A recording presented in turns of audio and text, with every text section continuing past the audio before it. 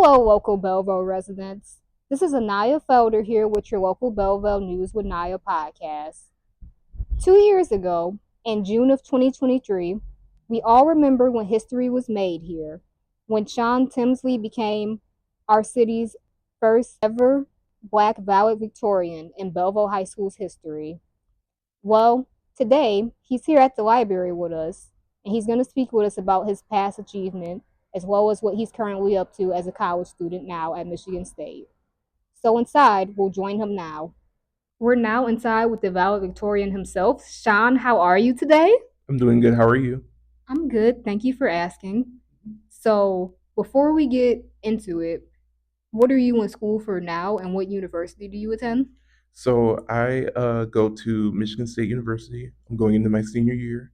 I'm also a member of the Honors College there, and I am majoring in political science, pre-law, with a minor in law, justice, and public policy. That's very impressive, Sean.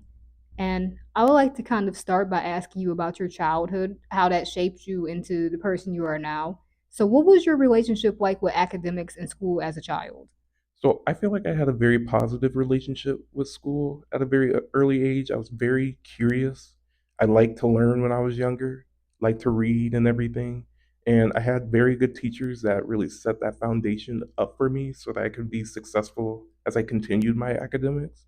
So yeah, I'm very thankful to them for helping me get started at just that young age. So I went to high school with the mindset that every day was going to be important because every day was one day closer to college. So I wanted to prepare myself starting my freshman year to make sure that I'm doing everything so that I can go to the college I want, go into the career field that I want to go into, and just set myself up for my future. That's what motivated me to keep going in high school and to work so hard so that I could ensure that my future was exactly how I wanted it to be. That's a great mindset to have, Sean. Can you describe what some of your study techniques were in high school? So the biggest technique I used was to make sure that I managed my time wisely and I stayed disciplined. So I wanted to ensure that I had enough time to put the maximum amount of effort into my studying, completing my assignments, completing projects, and I also took notes and reviewed them often. I wanted to make sure that the content I was learning was always kind of fresh in my mind. That way, you'll learn something right after a test, and then you won't have your next test for maybe 3 weeks. So trying to cram in 3 weeks worth of knowledge is really hard, depending on how much you've learned in that amount of time. So I always made sure that I was reviewing my notes so that I remembered what I learned, and it wouldn't be too hard for me to remember everything by the time it was time to take a test. And what were some extracurricular activities you were involved in high school? So I was on the varsity bowling team from my freshman year to senior year. And then I was in marching band also from my freshman to senior year. I was part of the symphony band my junior and senior year. And then I was a member of the National Honor Society from sophomore to senior year. Very impressive. And how did you manage to balance out all of these activities and your schoolwork? So, again, managing your time wisely is crucial. You can't overload yourself with too many activities. You have to make sure that there are activities that you can do on top of the schoolwork because doing extracurriculars is almost kind of like having a job in itself. So you have to make sure that you aren't sacrificing your academics for your extracurriculars. They have to be in a balance. That's where in high school you have to learn how to balance stuff because in college and then the rest of your life you're going to be balancing so many different things. So just managing your time wisely, that is crucial to being able to participate in extracurriculars and keep up the academic part. So, Sean, you are our city's first ever Black valedictorian in Belleville High School's history. What was it like to achieve that level of status? It was an honor. It was almost surreal. I went into my freshman year wanting to become valedictorian, and I didn't know if it would be possible.